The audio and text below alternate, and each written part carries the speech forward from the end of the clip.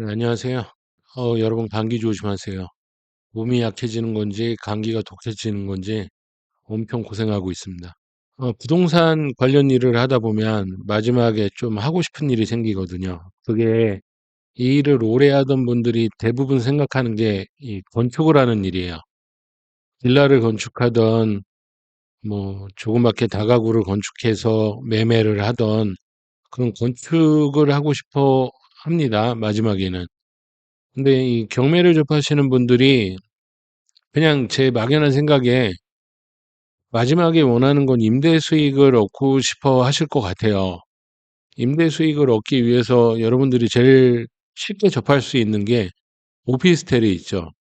그리고 또 상가 같은 것들도 있을 거고, 그 다음 다가구라고도 하고, 상가주택이라고도 하고, 원룸이라고도 하고, 뭐 부르는 이름은 다양하죠.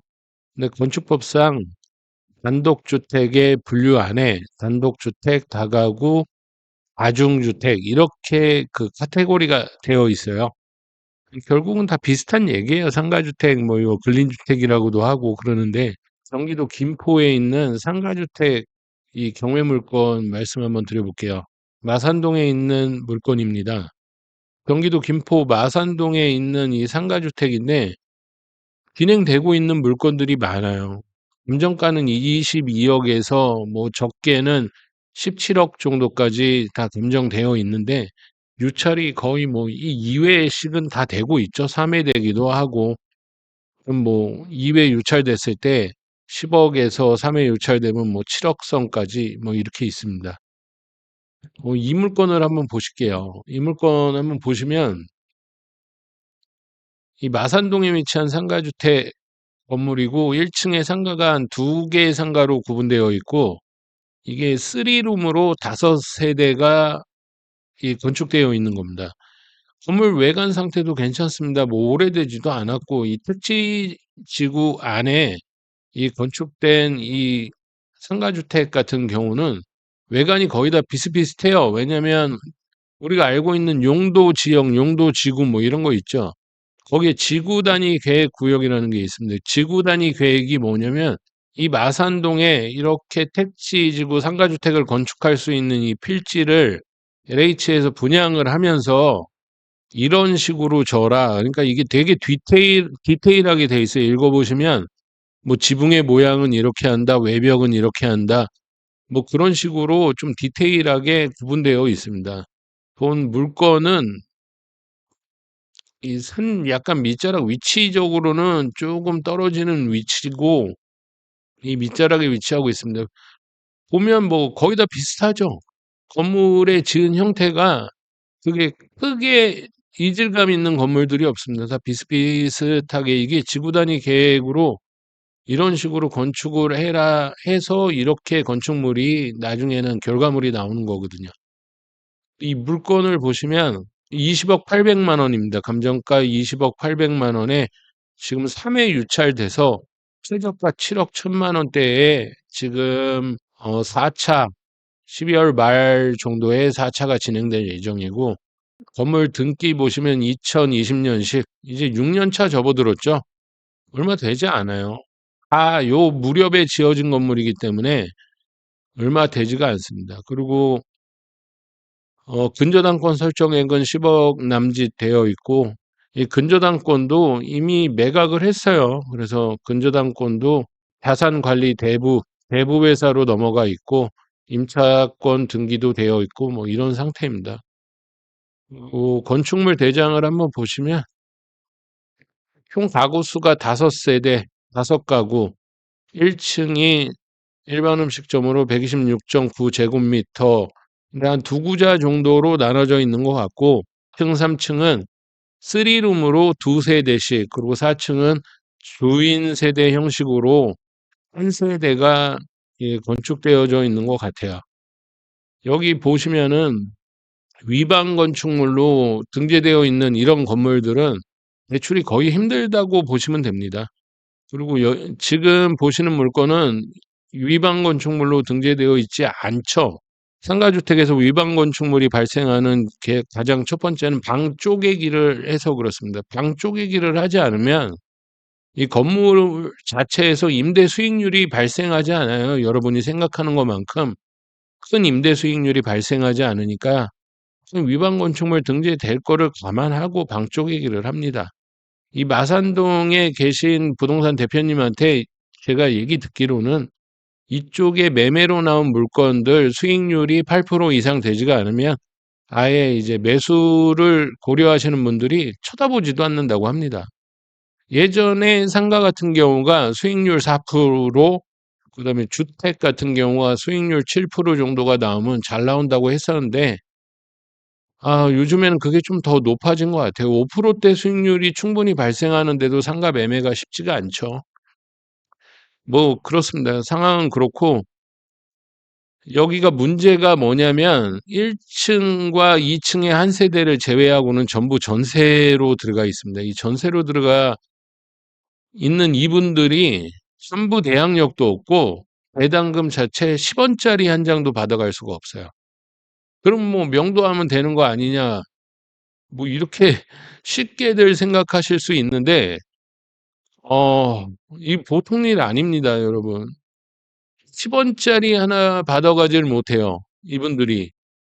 근데 명도하면 되죠. 인도명령 신청하고 뭐 하고 그러면 세대당 1,000만 원 남짓의 돈이 들어갈 거고 그래봐야 5세대 5천만 원 들어가고 다 명도를 한다고 치는데 저분들 이 전세 금액이라는 게 적게는 1억 8천에서 많게는 2억 3천까지 전세로 들어가 있는데 단 한 푼도 받지를 못하고 보증보험 자체도 당연히 안 됐을 겁니다.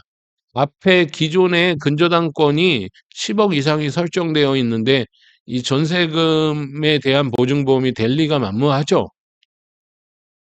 저는 그렇게 생각합니다. 이거 법적으로 내보내는 게 문제가 아니라 나중에 여러분들이 이거를 낙찰받고 그 후에 무슨 일이 생길 줄 모르는 상황인 겁니다. 이런 상황에.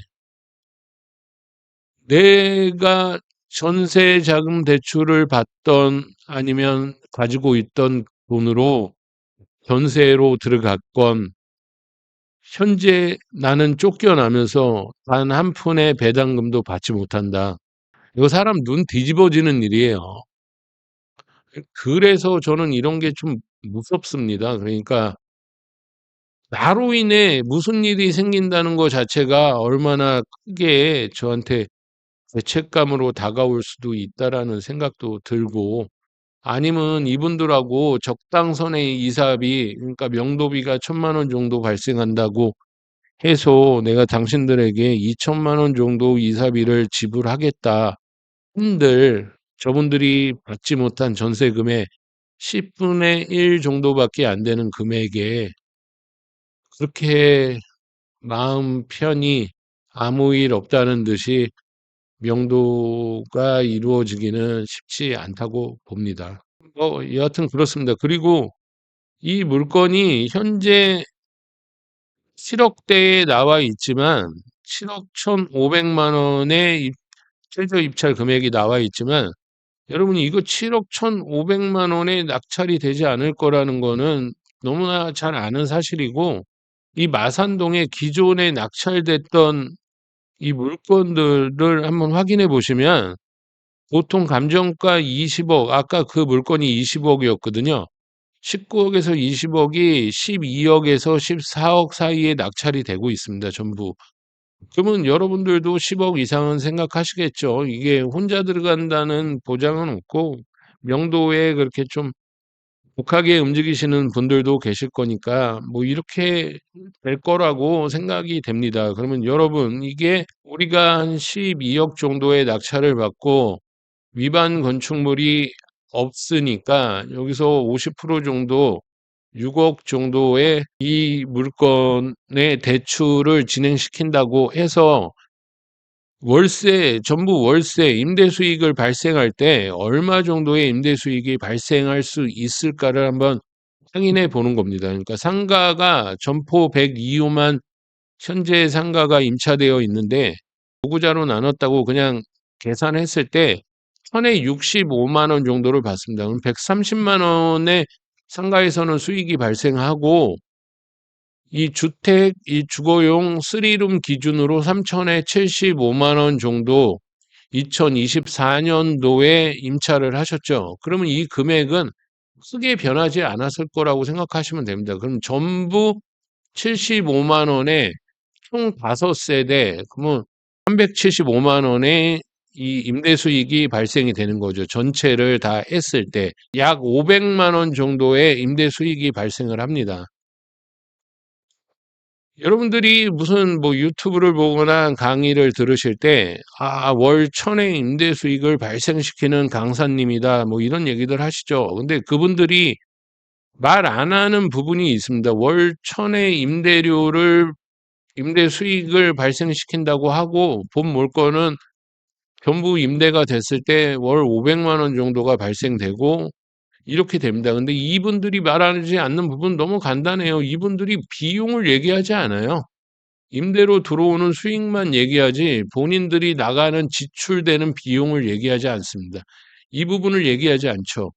근데 저희는 이 500만 원의 수익을 얻기 위해 내 현금이 6억이 들어갔고 융자를 6억을 받는다고 한번 칩시다. 그러면 6억에 대한 이자를 한번 계산해 볼게요. 5%라고 한 번만 생각을 해보죠. 그러면 연 3천만 원이 되죠.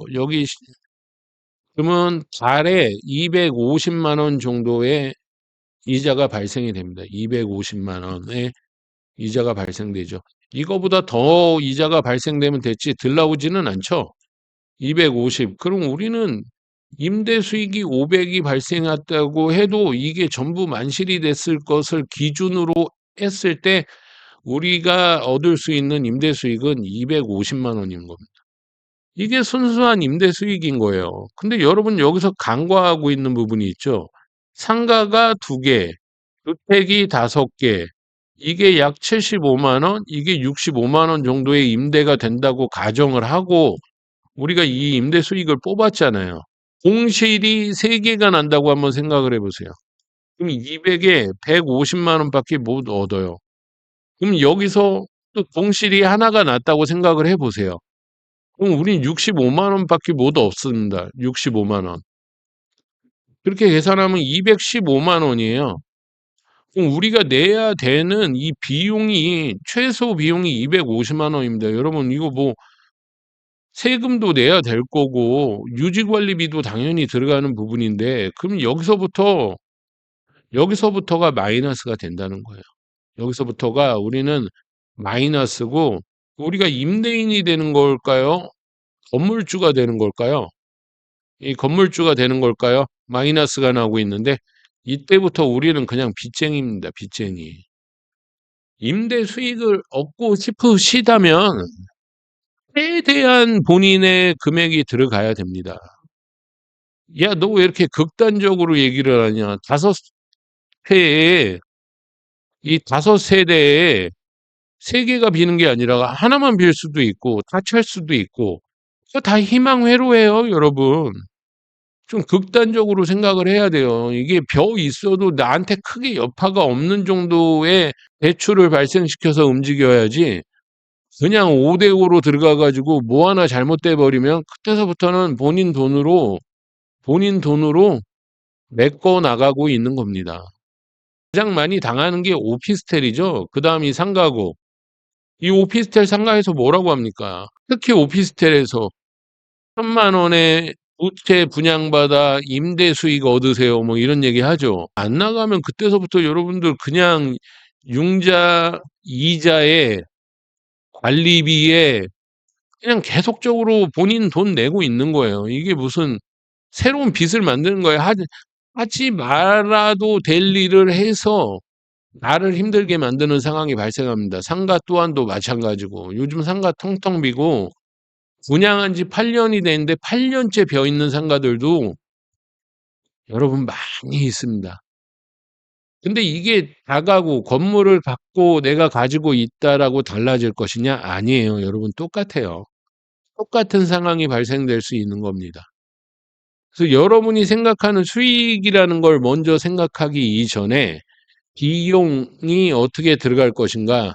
내가 이렇게 대출을 발생시킬 수 있는 불법 건축물로 등재되어 있지 않는 위반 건축물이 아닌 이런 물건을 낙찰받았다고 하더라도 내가 어느 정도의 대출만을 가지고 수익을 낼 것인가를 생각하셔야지 무작정 뭐 임대 수익이 얼마예요? 월 2천만 원의 임대 수익을 발생시키는 강사님이세요? 뭐 이런 얘기들 다 아닙니다. 그런 얘기. 제가 이걸 자신 있게 말씀드리는 건 제가 해봤습니다. 이건 한두 개 해본 거 아니니까 이건 믿으셔도 돼요. 여러분 골치 썩습니다. 나중에 빚 얻어서 건물주네 하고 한번 해보고 싶다가 큰일 생기니까 그런 거 감안하시고 이런 거 금액 말도 안 되는 금액입니다. 여러분 제가 이 마산동에 이 택지들 이 분양하고 이주자 택지들이 있을 때 피까지 붙었었어요. 제가 한번 보러 가봤습니다. 땅 보러 가봐서 여기저기 땅도 보기도 하고 그랬던 땅인데 지금 경기도 이렇게 안 좋고 뭐 이런 상황이니까 그리고 어떤 분들이 뭐 이렇게 넘어간 이런 상가주택들을 보고 어떤 그 유튜브 하는 강사들이 얘기를 합니다. 이거를 뭐 전세 세팅을 해서 그렇다. 전세 세팅이라는 게 어디 있습니까? 그런 말도 안 되는 소리를 하고 있고 전세 세팅 여러분 없습니다. 이거 있죠. 상가 1층 제외하고는 주택 한 세대에 월세로 들어간 이 두 가지 제외하고는 전부 전세는 이거 대놓고 날리는 겁니다. 이게 무슨 세팅이에요, 세팅은.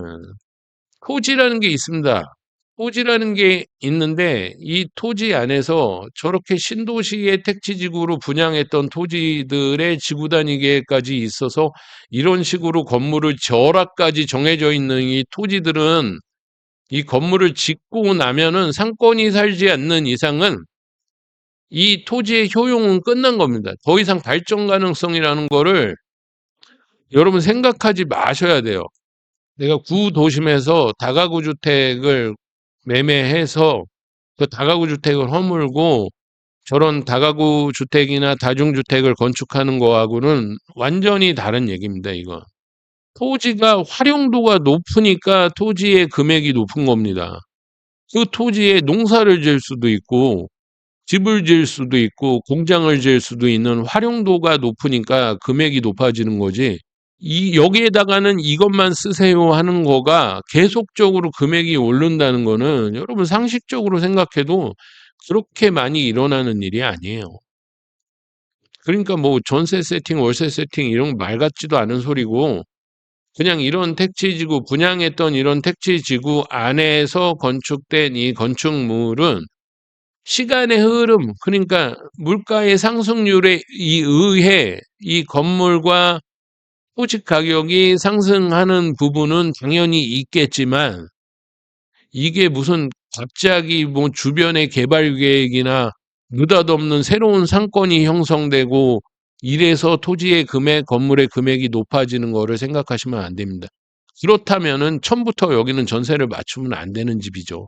중개한 사람들도 이거 다 한통속이죠. 이게 뭡니까? 이게 전세를 맞출 집입니까? 여하튼 그렇습니다. 뭐 이거 요즘에 이런 물건 많습니다. 경제적으로 여유가 되시는 분들, 아파트 단타만 생각하시는 분들도 있겠지만 이런 식의 임대 수익을 생각하시는 분들한테는 찾아보시면 경기도 김포, 마산동, 뭐 운양동, 장기동 이런 데를 제외하고도 청라에도 있고 많이들 있습니다. 이런 부분들 한번 보시면 좋을 것 같고, 몸이 아프니까 맥없이 누워서 여러 가지 생각을 하게 됩니다. 그리고 제가 뭐 학원 유튜버 하시는 분들에 대한 비난, 뭐 그런 얘기들 했죠. 근데 그분들이 심하긴 심하죠. 근데 그분들 썸네일 장사하면서 엄청난 돈을 벌 거다. 학원으로 오시라 하고 꼬셔대는 거죠.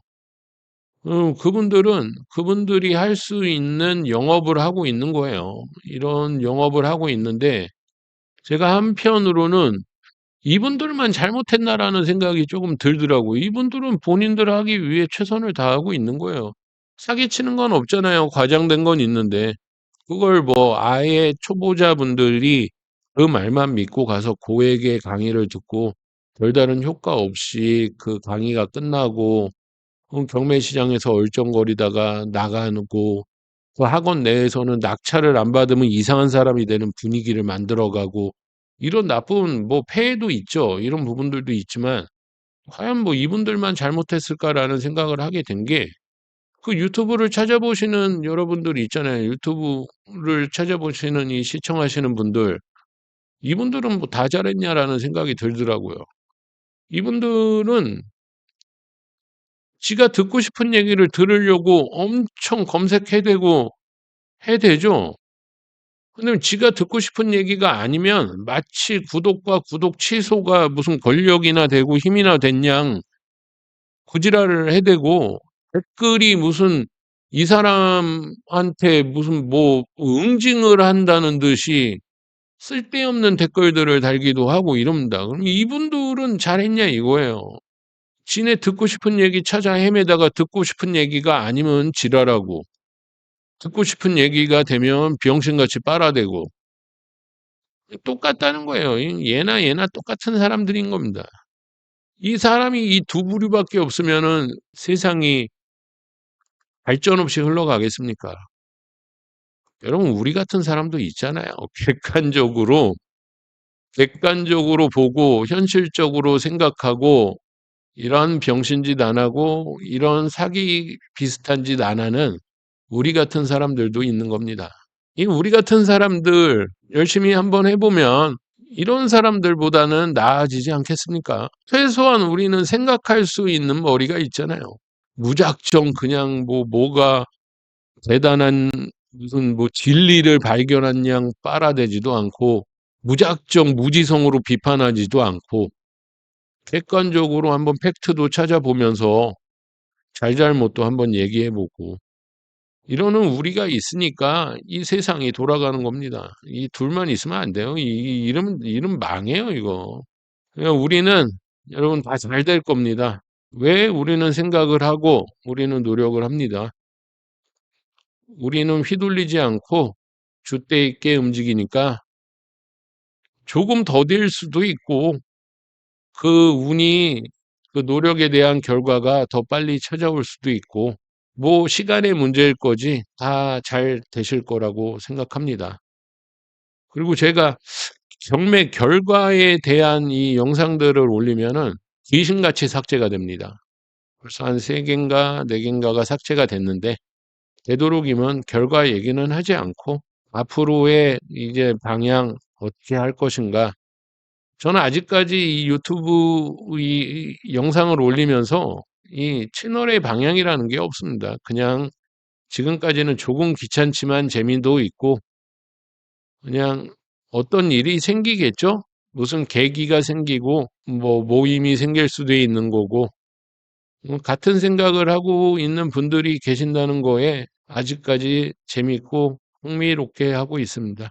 제 영상을 보시는 분들이 40대 이상이 제일 많으시더라고요. 감기 조심하세요. 아주 고생합니다. 오늘도 감사하고 오늘도 좋은 일만 가득하길 바라봅니다.